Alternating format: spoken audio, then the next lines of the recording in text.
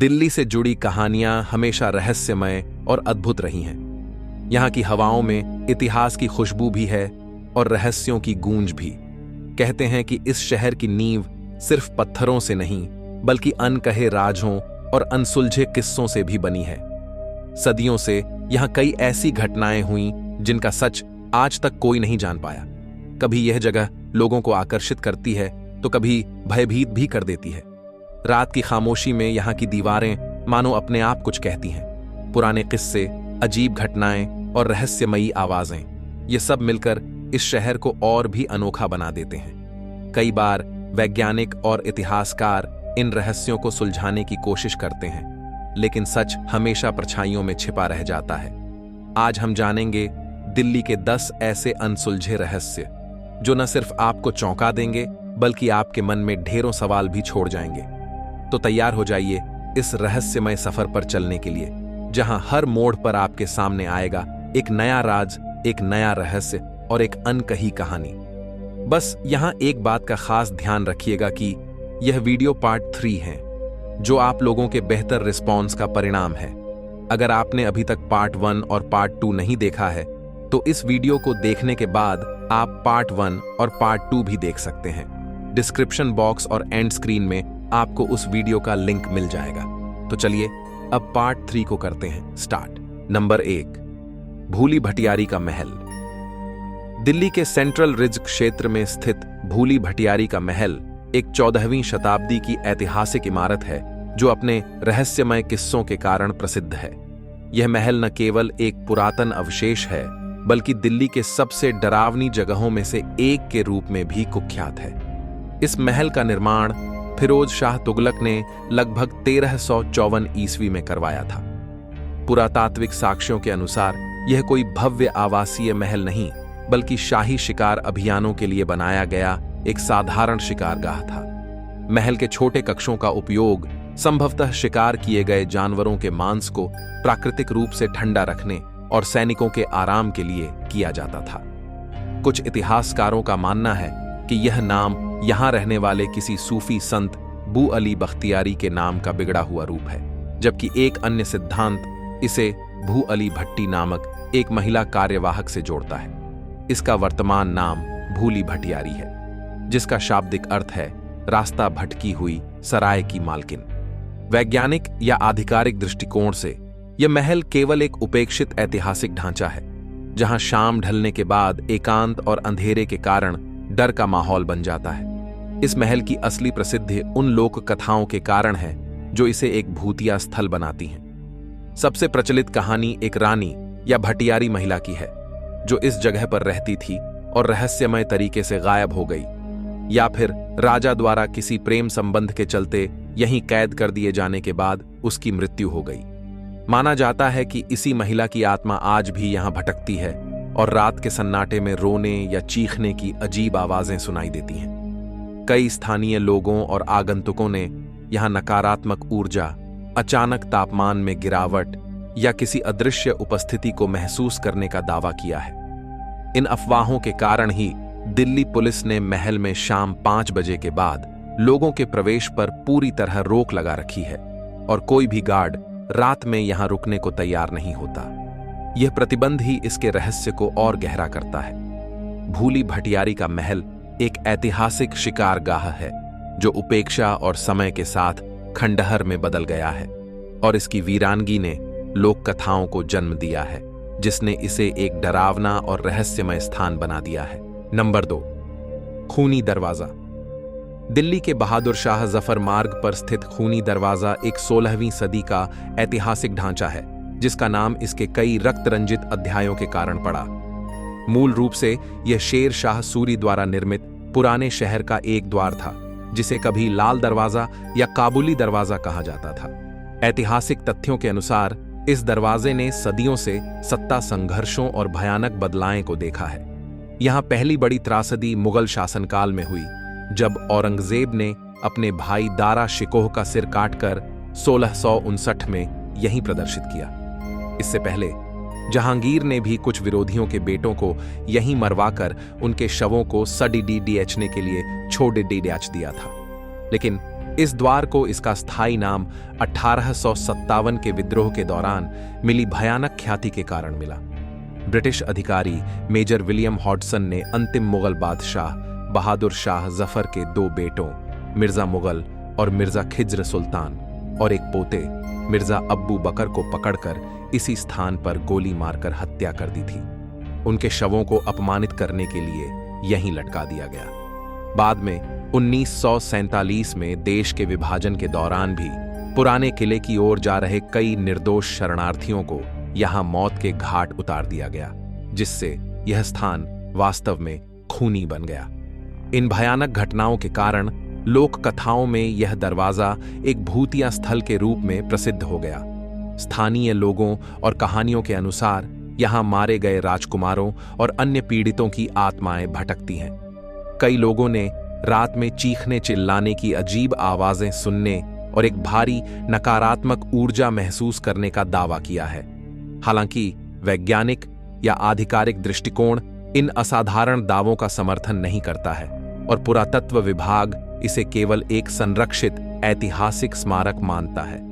हालांकि सुरक्षा कारणों और इसके दुर्भाग्यों भरे इतिहास के चलते यह दरवाजा आम जनता के लिए बंद रखा गया है, जिसने इसके रहस्य और भय को और गहरा कर दिया है। नंबर 3, लोथियन कब्रिस्तान। दिल्ली के कश्मीरी गेट के पास स्थित लोथियन कब्रिस्तान ईसाई समुदाय का सबसे पुराना कब्रिस्तान है, जिसे 1808 में स्थापित किया गया था और 1960 के दशक में दफन के लिए बंद कर दिया गया। यह स्थान अपने औपनिवेशिक इतिहास और एक खौफनाक लोक कथा के कारण दिल्ली की सबसे भूतिया जगहों में से एक माना जाता है। ऐतिहासिक रूप से लोथियन कब्रिस्तान ईस्ट इंडिया कंपनी के कर्मचारियों, ब्रिटिश अधिकारियों, महिलाओं और बच्चों का अंतिम विश्राम स्थल रहा है, जिन्हें 1808 से 1867 के बीच दफनाया गया। यहां दफनाए गए अधिकांश लोग 1857 के प्रथम स्वतंत्रता संग्राम में मारे गए यूरोपीय सैनिक थे। वैज्ञानिक दृष्टिकोण से यह कब्रिस्तान भारतीय पुरातत्व सर्वेक्षण के तहत एक उपेक्षित विरासत स्थल है। दिन के उजाले में भी इसकी खंडहर हो चुकी कब्रों, टूटे हुए पत्थरों और चारों ओर उगी झाड़ियों के कारण यहां एक अजीब सा वीराना और उदास माहौल रहता है, जो किसी भी कब्रिस्तान के लिए सामान्य है। अंधेरा होने पर यही वीराना और सन्नाटा मनोवैज्ञानिक रूप से डर पैदा करता है। इस कब्रिस्तान को भूतिया बनाने वाली सबसे प्रसिद्ध लोक कथा सर निकोलस नामक एक ब्रिटिश अधिकारी की है। कहानी के अनुसार निकोलस को एक भारतीय महिला से गहरा प्यार हो गया था, लेकिन सामाजिक या अन्य कारणों से वह उससे शादी नहीं कर पाया। इस प्यार में नाकामयाबी से टूटकर निकोलस ने खुद को सिर में गोली मारकर आत्महत्या कर ली। ये कहानियां यहां आने वाले पर्यटकों और स्थानीय निवासियों के बीच डर पैदा करती हैं। हालांकि ये सभी दावे पूरी तरह से अफवाहों और किंवदंतियों पर आधारित हैं, जिनका कोई वैज्ञानिक या पुष्ट प्रमाण मौजूद नहीं है। फिर भी इसकी जर्जर स्थिति और खौफनाक कहानियां लोथियन कब्रिस्तान को दिल्ली के इतिहास और रहस्य का एक दिलचस्प हिस्सा बनाए रखती है। ऐसा माना जाता है कि निकोलस की आत्मा आज भी अमावस्या की रात को कब्रिस्तान में भटकती है और अपनी प्रेमिका का नाम पुकारती है। कई लोगों ने यहां एक बिना सिर वाले व्यक्ति को अपने हाथों में अपना सिर लिए घूमते हुए देखने का दावा किया है। नंबर 4, 12 खंभा। दिल्ली के निजामुद्दीन हेरिटेज एरिया में लोधी रोड पर स्थित 12 खंभा एक 14वीं या 15वीं शताब्दी का प्राचीन मकबरा है, जो अपनी सादगी और रहस्यमय कहानियों के कारण प्रसिद्ध है। वैज्ञानिक तथ्यों के अनुसार 12 खंभा मकबरा संभवतः लोधी काल के दौरान बनाया गया था, हालांकि कुछ इसे तुगलक काल से भी जोड़ते हैं। यह एक अज्ञात रईस या दरबारी का मकबरा है, जिसके बारे में कोई पुष्ट ऐतिहासिक रिकॉर्ड नहीं मिला है। इसका नामकरण इसकी विशिष्ट वास्तुकला के कारण हुआ है। यह एक चौकोर ढांचा है, जिसकी प्रत्येक तरफ 3 मेहराब हैं, और इस प्रकार यह कुल 12 मजबूत खंभों पर टिका हुआ है। यह मकबरा लोधी वास्तुकला की सादगी को दर्शाता है। भारतीय पुरातत्व सर्वेक्षण इस ढांचे की देखरेख करता है और वर्षों की उपेक्षा के बाद इसके संरक्षण का काम किया गया है। वर्तमान में यह मकबरा ऐतिहासिक महत्व का एक शांत स्थल है, जो पुराने दिल्ली शहर की वास्तुकला को दर्शाता है। इस मकबरे की सबसे बड़ी रहस्यमयता इसे मिली भूतिया पहचान से जुड़ी है। स्थानीय लोगों और लोक कथाओं के अनुसार बाराखंभा को जिन्हों का निवास स्थान माना जाता है, या फिर यह माना जाता है कि यहां किसी प्रेत आत्मा का वास है। सबसे विचित्र कहानी यह है कि यहां की छत का निर्माण कार्य जब भी किया जाता था तो वह अपने आप गिर जाता था। कारीगरों ने कई बार कोशिश की, लेकिन छत टिकती नहीं थी और यह माना गया कि जिन्हों का प्रकोप इसके पीछे है, जो नहीं चाहते कि यह मकबरा पूरी तरह से बंद हो। एक अन्य कहानी यह भी बताती है कि यहां कुछ निर्माण सामग्री के नीचे से एक सांप और एक गुप्त भूमिगत रास्ता दिखा था, जिसकी सच्चाई जानने गए लोग लापता हो गए। हालांकि इन अलौकिक दावों का कोई प्रमाण नहीं है, मकबरे का एकांत और इसका पुराना उपेक्षित स्वरूप इसके चारों ओर एक रहस्य और डर का माहौल पैदा करता है। यह मकबरा इतिहास और लोक कथाओं के मिश्रण का एक उत्कृष्ट उदाहरण है, जहां वैज्ञानिक सत्य और अनसुलझा रहस्य साथ साथ मौजूद हैं। नंबर 5, पुराना किला। दिल्ली का पुराना किला, जिसे स्थानीय रूप से पांडवों का किला भी कहा जाता है, 16वीं शताब्दी का भव्य किला है, जो इंद्रप्रस्थ नामक पौराणिक शहर की प्राचीन भूमि पर स्थित होने के कारण इतिहास, पुरातत्व और लोक कथाओं का केंद्र है। वैज्ञानिक और पुरातात्विक साक्ष्य इस किले के गहरे अतीत की पुष्टि करते हैं। भारतीय पुरातत्व सर्वेक्षण द्वारा की गई खुदाई में यहां से 5000 वर्ष तक पुराने अवशेष और पेंटेड ग्रे वेयर के मिट्टी के बर्तन मिले हैं, जिन्हें इतिहासकारों ने महाभारत काल से जोड़ा है। यह पुरातात्विक खोज इस स्थानीय मान्यता को बल देती है कि यही वह स्थान है जहां कभी पांडवों की राजधानी इंद्रप्रस्थ हुआ करती थी। दृश्यमान संरचना का निर्माण 16वीं शताब्दी में मुगल सम्राट हुमायूं ने अपनी नई राजधानी दीनपनाह के हिस्से के रूप में शुरू किया था, जिसे बाद में शेर शाह सूरी ने हुमायूं को हराकर पूरा किया और इसका नाम शेरगढ़ रखा। किले के भीतर मौजूद शेर मंडल नामक अष्टकोणीय इमारत को हुमायूं ने पुस्तकालय में बदल दिया था। इतिहास का सबसे दुखद और सत्यापित तथ्य यह है कि हुमायूं की मृत्यु 1556 ईस्वी में इसी शेर मंडल की सीढ़ियों से गिरकर हुई थी, जिसने इस किले के भाग्य को हमेशा के लिए बदल दिया। पुराना किला किसी खूनी दरवाजे या लोथियन कब्रिस्तान की तरह भूतिया स्थल के रूप में प्रसिद्ध नहीं है, लेकिन इसकी प्राचीनता और हुमायूं के दुर्भाग्यपूर्ण अंत के कारण इसके चारों ओर एक शांत रहस्य का माहौल बना रहता है। लोक कथाओं में कहा जाता है कि हुमायूं की अचानक और दर्दनाक मौत के बाद उनकी आत्मा आज भी किले के अंदर और खासकर शेर मंडल की सीढ़ियों के आसपास भटकती है। कुछ लोगों ने शाम ढलने के बाद किले से अजीब आवाजें आने या एक नकारात्मक ऊर्जा महसूस करने का दावा किया है। इसके अलावा किले के भीतर कई गुप्त सुरंगों और रास्तों की कहानियां भी प्रचलित हैं, जिनका उद्देश्य युद्ध के दौरान शाही परिवार को सुरक्षित बाहर निकालना था। ये कहानियां उस समय की अस्थिरता और दुर्भाग्य को दर्शाती हैं, जो हुमायूं के शासनकाल में छाई हुई थी। हालांकि आधुनिक समय में यह किला इतिहास प्रेमियों के लिए एक सुंदर और संरक्षित विरासत स्थल है, न कि कोई भयानक जगह। नंबर 6, हौज खास कॉम्प्लेक्स। हौज खास कॉम्प्लेक्स दिल्ली के मध्ययुगीन इतिहास का एक उत्कृष्ट उदाहरण है, जिसका नामकरण फारसी शब्द हौज और खास से हुआ है, जिसका अर्थ है शाही जलाशय। इस परिसर का निर्माण सर्वप्रथम अलाउद्दीन खिलजी द्वारा सिरी शहर के निवासियों को पानी की आपूर्ति के लिए एक विशाल जलकुंड के रूप में करवाया गया था, जिसे मूल रूप से हौजे अलाई कहा जाता था। यह एक महत्वपूर्ण वैज्ञानिक इंजीनियरिंग का काम था, जो मानसून के पानी को संग्रहित करके साल भर आपूर्ति सुनिश्चित करता था। समय के साथ गाद जमने के कारण यह सूख गया। बाद में फिरोज शाह तुगलक ने इसे फिर से खुदवाया और इसके चारों ओर कई इमारतें बनवाईं, जिसमें एक इस्लामी शिक्षण संस्थान, एक मस्जिद और स्वयं फिरोज शाह का मकबरा शामिल है। मदरसे को उस समय दुनिया के सबसे बड़े और सर्वश्रेष्ठ इस्लामी शिक्षण केंद्रों में से एक माना जाता था, जो एल आकार में जलाशय की ओर मुख किए हुए निर्मित किया गया था।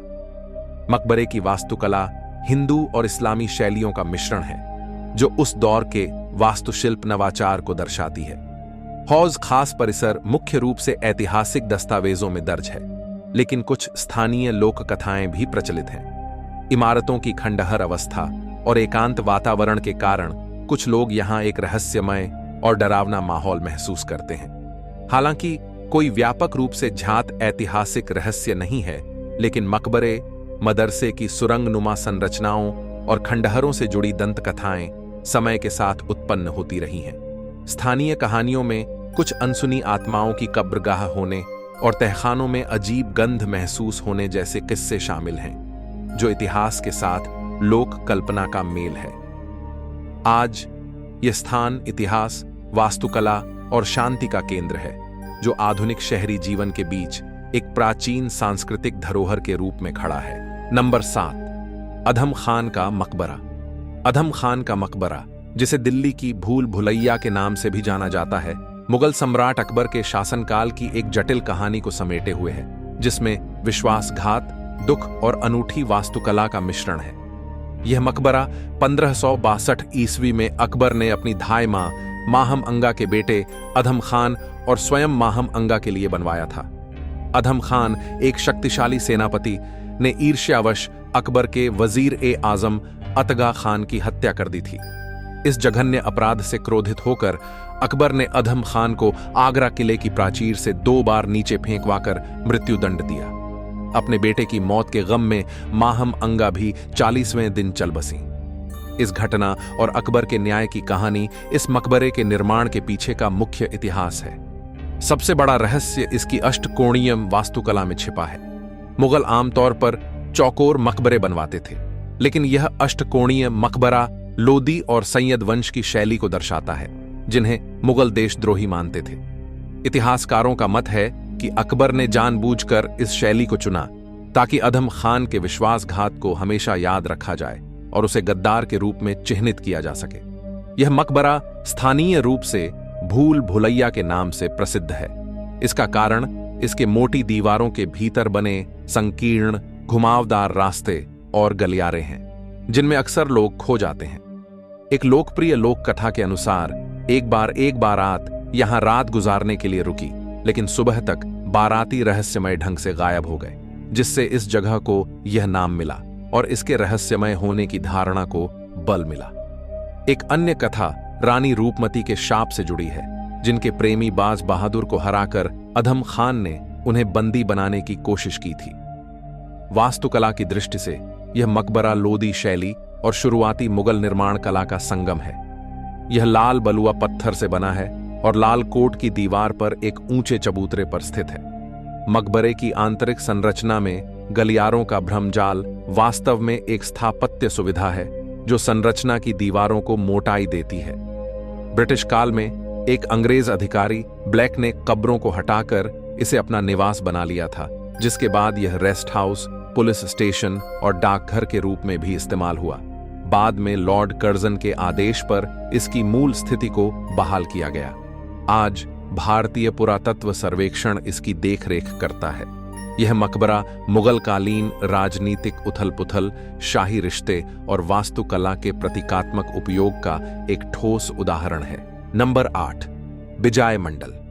दिल्ली में स्थित बिजाय मंडल 14वीं शताब्दी का एक ऐतिहासिक स्मारक है, जो खिलजी और तुगलक वंश से संबंधित है।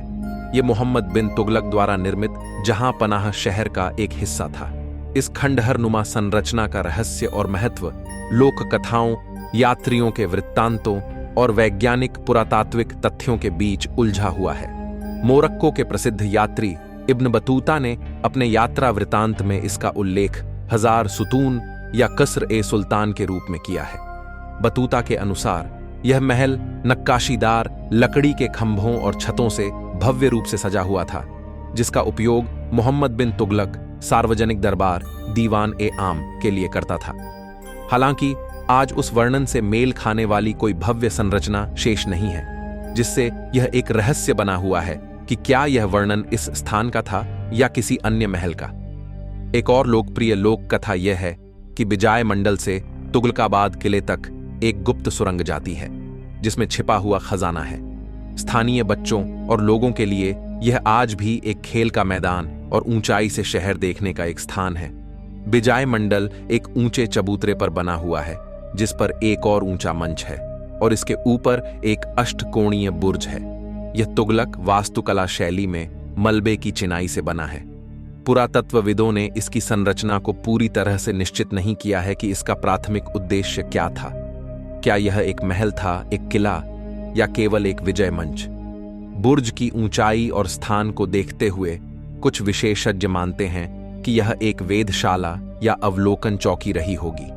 पुरातात्विक खुदाई में यहां सोने के सिक्के, रत्न, मोती और चीनी मिट्टी के बर्तनों के टुकड़े मिले हैं, जो यह दर्शाते हैं कि यह कभी एक शाही और धनी परिसर का हिस्सा रहा होगा। इस तरह विजय मंडल इतिहास और किंवदंतियों का एक मिश्रण है, जिसका सही उद्देश्य अभी भी बहस का विषय बना हुआ है। Number 9, Satpura bridge. दिल्ली के मालवीय नगर क्षेत्र में स्थित सतपुड़ा ब्रिज, जिसे सतपुड़ा बांध के नाम से भी जाना जाता है, तुगलक काल के दौरान सुल्तान मोहम्मद बिन तुगलक के शासनकाल में निर्मित एक शानदार प्राचीन जल संचयन ढांचा है। सतपुड़ा का शाब्दिक अर्थ है 7 पुल या 7 द्वार। हालांकि इसकी संरचना में पानी के प्रवाह को नियंत्रित करने के लिए 11 खांचे हैं। यह पुल सह बांध दिल्ली के चौथे शहर जहांपनाह की दीवार का एक अभिन्न अंग था और इसके निर्माण के वैज्ञानिक तथ्य इसे एक उन्नत इंजीनियरिंग का नमूना बनाते हैं। सतपुड़ा एक बांध के रूप में बनाया गया था। इसका प्राथमिक उद्देश्य यमुना नदी से जुड़े एक स्थानीय नाले के पानी को नियंत्रित करके एक कृत्रिम जलाशय बनाना था। इस जलाशय का पानी सिंचाई के लिए और संभवतः जहांपनाह शहर के सूखे क्षेत्रों में पानी की आपूर्ति के लिए उपयोग किया जाता था। इसकी 78 मीटर लंबी संरचना में पत्थर की चिनाई का उपयोग किया गया है और इसमें 11 धनुषाकार द्वार हैं, जिनके माध्यम से पानी का प्रवाह नियंत्रित होता था। इन द्वारों में कभी लकड़ी के बड़े ऊर्ध्वाधर कपाट लगे होते थे, जिन्हें रस्सी और चरखी की व्यवस्था से ऊपर नीचे किया जाता था, जो उस समय की जल प्रबंधन तकनीक की बुद्धिमत्ता को दर्शाता है। सैन्य दृष्टिकोण से भी यह पुल शहर की रक्षा दीवार का हिस्सा था और इसके दोनों किनारों पर अष्टकोणीय बुर्ज बने थे, जिनमें कभी मदरसे भी संचालित होते थे।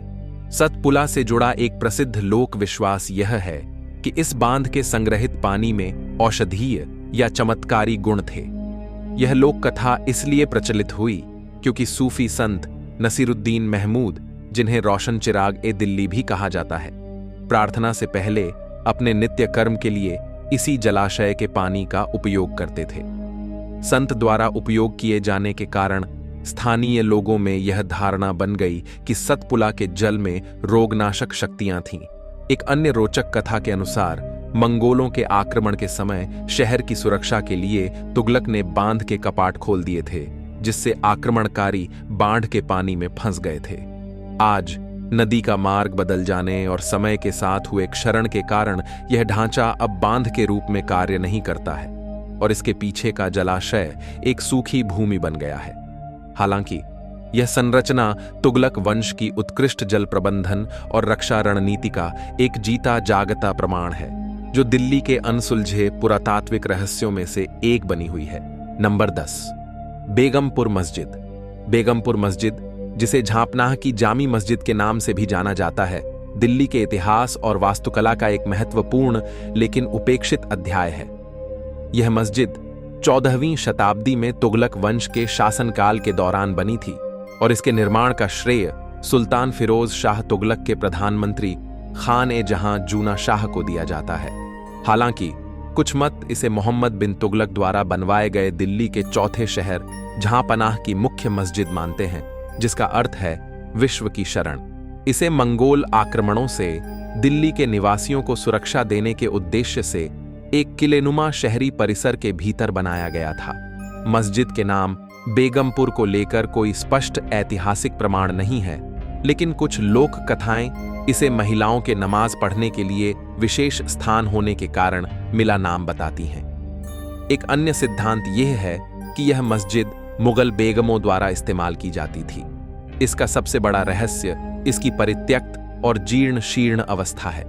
यह 1729 में नादिर शाह के आक्रमण के दौरान और 1857 के विद्रोह के समय भी लोगों ने इसकी मोटी दीवारों के भीतर शरण ली थी, जिसके कारण मस्जिद का विशाल आंगन एक गांव में बदल गया, जहां लोग अपने मवेशियों के साथ रहते थे। यह इतिहास मस्जिद के धार्मिक महत्व से हटकर एक सामाजिक शरण स्थली बनने की कहानी कहता है, जो अपने आप में एक रहस्य और विडंबना है। यह मस्जिद तुगलक वास्तुकला का एक उत्कृष्ट उदाहरण है, जो अपनी सादगी, मजबूती और विशालता के लिए जानी जाती है। यह पूरी तरह से एक ऊंचे चबूतरे पर खड़ी है और इसकी वास्तुकला में ईरानी प्रभाव दिखाई देता है। मस्जिद की एक प्रमुख वैज्ञानिक तथ्य इसकी निर्माण सामग्री है। इसे मुख्य रूप से मलबे की चिनाई और प्लास्टर का उपयोग करके बनाया गया है, जो कि तुगलक काल की विशेषता थी।